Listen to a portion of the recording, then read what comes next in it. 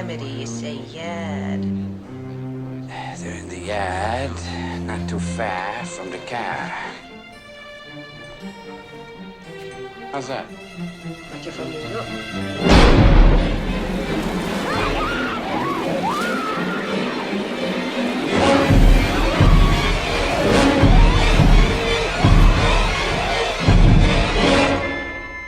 This is John, and you're watching the Music of the Movies.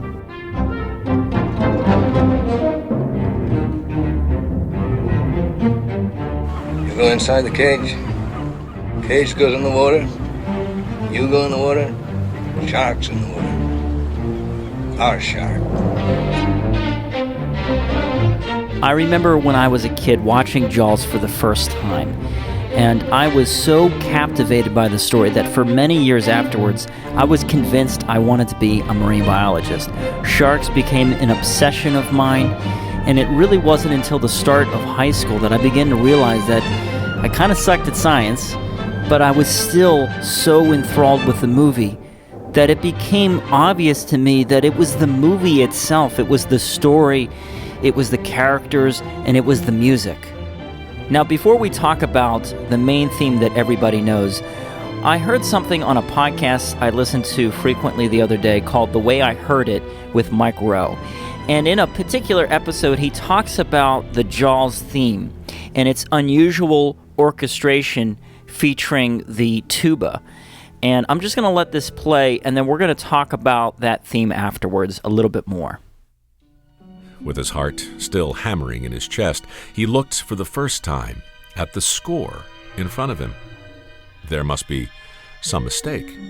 With the exception of the first few measures, all the notes appeared on short ledger lines way above the staff. This is what horn players called out on the thin branches. It was high for a trombone, even high for a French horn. For a tuba? Madness. Tommy called out to the composer, "Excuse me, I'm sorry, but I think you gave me the wrong part." The composer laughed. "No, Tommy, those notes are all for you." The composer knew only one man with the talent to turn the bouncy sound of the lumbering tuba into something truly terrifying. So he wrote a completely non-traditional solo for the best tuba player you've never heard of. And the rest is Hollywood history. In the back of the hall, the not-yet-famous director paced in nervous anticipation.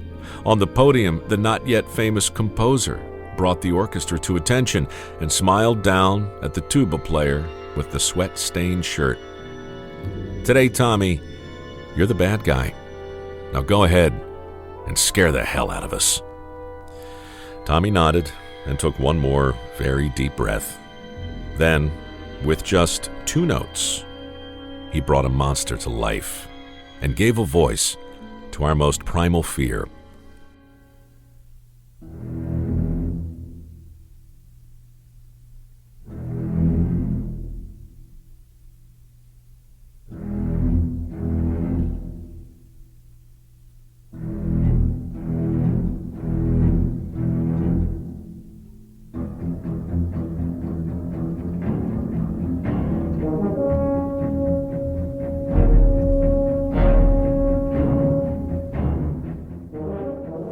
When Steven Spielberg first heard this, when John Williams demonstrated his idea on the piano, it was said that Spielberg actually laughed when he heard it. He thought it was a joke. He heard the music and he's like, there's no way that this is what you, the maestro, has come up with as a theme for my movie. No doubt, Spielberg, as a young director, had all these big ideas and complex messages that he wanted to get across. And John Williams shows him a 2-note main theme. And he's just going, why would you do, what are you doing? You know, why can't this be more complex?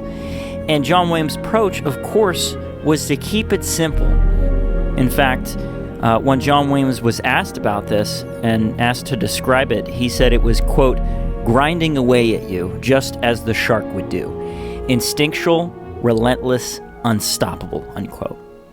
And it was that simple approach that just made it feel so primal when you hear it.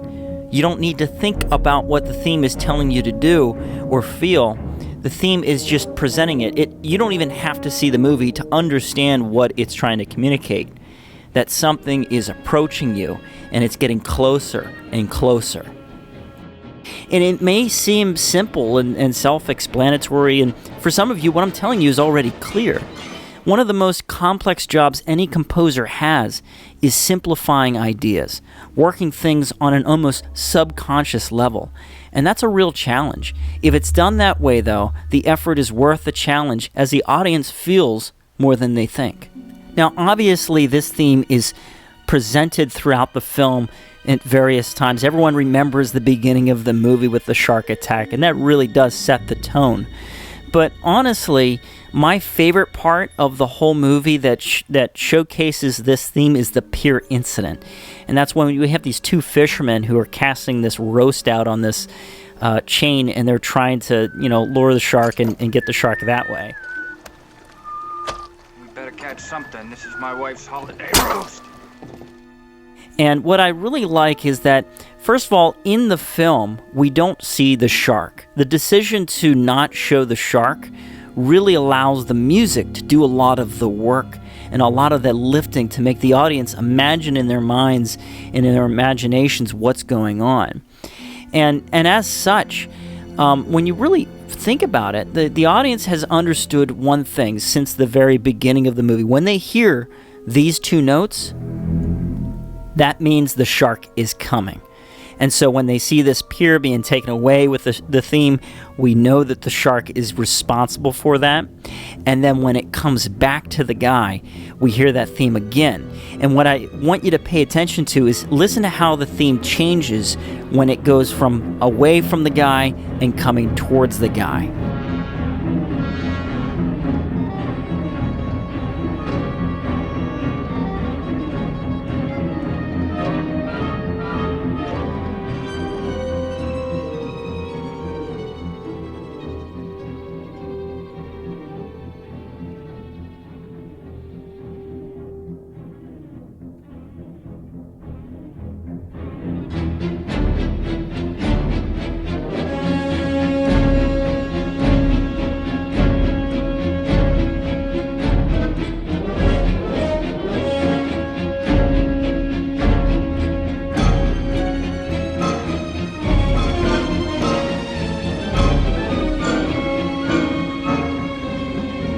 Now, moving on through the film, I want to highlight another part that I find very compelling in a track titled Ben Gardner's Boat. Now, when Chief Brody and Matt Hooper decide to head out for the night to find out more information about the shark they are pursuing, they come across the boat that belonged to a local fisherman known as Ben Gardner.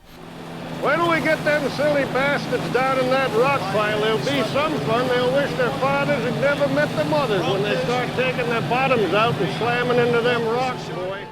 And what I really like about it is they never actually show what happens to Ben Gardner. We don't know how the situation unfolded when it happened. And I remember in my head, I feel like I remember seeing how this scene happened, and I don't know why, and I think it's because the music did such a good job at sort of telling this story and setting this mystery up that I almost imagine what that scene actually played like in my head when that happened to Ben Gardner. And so I just really love how this builds. Also, pay attention when he sees the shark tooth for the first time. Soon as he sees that tooth, we hear that theme come right back in.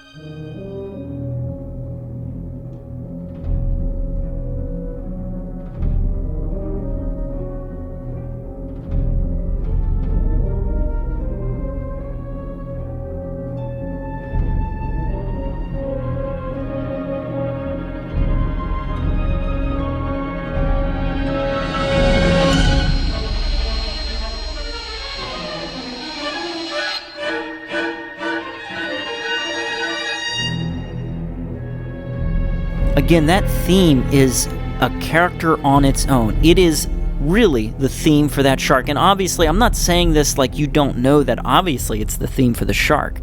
But when you hear that, it instantly communicates something very specific. And I think that's really cool. Again, this movie and score is filled to the brim with a lot of great scenes, equally great music. But in the short time that we have, I want to briefly look at a few highlights of the score. There's, of course, this very fun seafaring theme, this just adventurous type piece that's used throughout the film. It's not really obviously a scary type thing. You know, it's kind of going out onto the open ocean and having fun, and it's sort of this romantic vision of the ocean.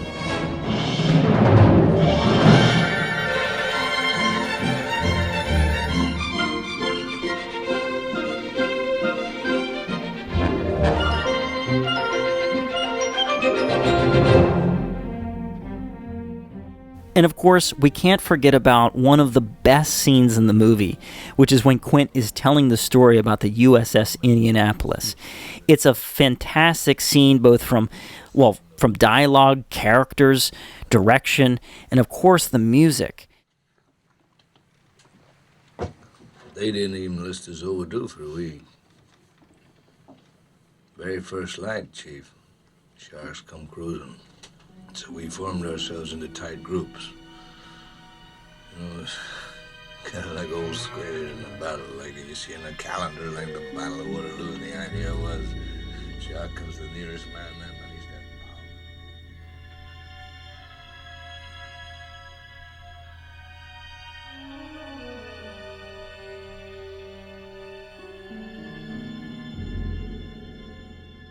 And if you haven't seen it yet, I highly recommend checking out my video on the music to The Patriot. There's actually a scene in that was borrowed very heavily, in my opinion, from this movie. And John Williams also does the music for that, and you can kind of see those similarities. Check that out, and you'll see what I'm talking about.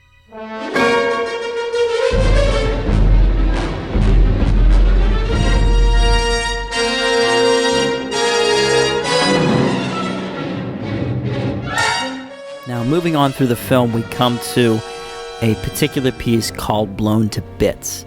And here we have Chief Brody. He's the only survivor that we know of. Obviously, Quint has died. Matt Hooper we don't know what happened to him. He might have died, or we don't know. And as far as we know, it's just him. And he's struggling to fight off this shark once and for all. The boat is sinking, and he's out of time. He's down to the wire. And it's just a fantastically choreographed scene in every way, and the music does equally as good at keeping up with it.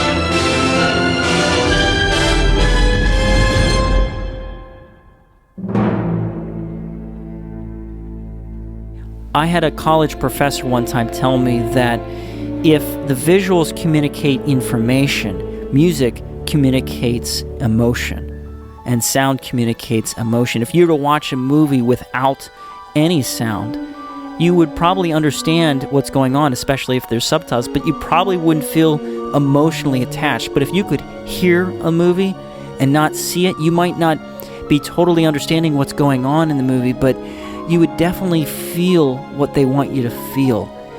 And that's one of the things that I'm trying to bring light to on this channel. I hope you enjoy watching these videos. I hope you're getting a little bit from it. If you like what you see and you want to support me, head on over to Patreon. You certainly don't have to do that. My videos are all free. I just like doing them. But if you do want to see a little bit more of sort of the behind the scenes and know what's going to be coming up next down the pipeline, just head on over there. Thanks again for watching. We'll see you again next time.